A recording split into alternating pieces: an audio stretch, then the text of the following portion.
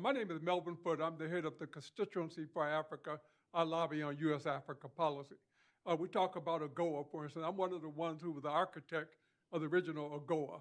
And I could say that what I see here, I'm seeing you guys would be okay with apartheid as it was, but I'm seeing the new government of national unity, you got a real issue with it. You can't work with it, but you can work with apartheid.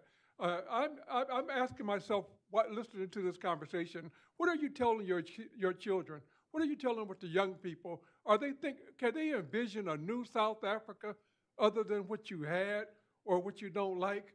A South Africa where all South Africans, black, white, Indian, whatever, can get along and go forward. I don't hear it from this panel. I hear you're stuck in the past and you want to go back to the past. And I'm not hearing you talk about a new vision for South Africa. Could I try again? Yeah, sure. Mel and I are friends. We can yell at each other in the hallway. No, that's fine. I've got 3 grandchildren. The youngest was born a month ago. He's a white Afrikaner young boy. He will pay a price for the rest of his life because of the past. I don't think that's a good idea. Apartheid ended more than 30 years ago. He's going to pay a price for the rest of his life, being born a month ago.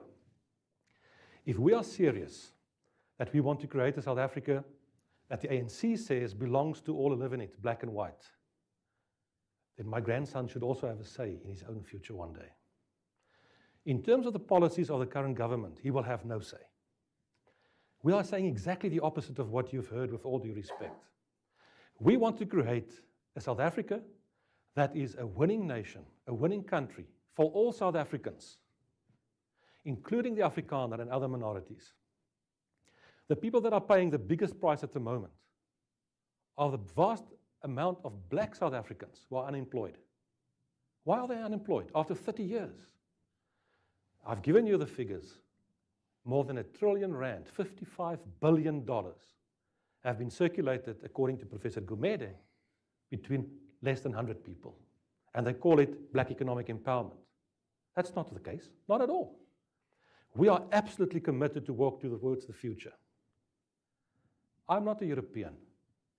I'm an African. I'm a white African. My family came to Africa in 1685. That's where I'm going to stay. That is the commitment we've got to our continent and to our country. We want to make a change. We want to make things better for everyone in South Africa. And that is the cry from all the South Africans. But we've got a small, tiny elite that are preventing that from happening. That is our challenge. I'm not interested in the past. If it was up to me, I would have not said one word about what happened in the past. I'm looking towards the future. That's what we want. And I want to create a future for my grandchild, but also for black South Africans and their young children. And the young generation is prepared to go forward.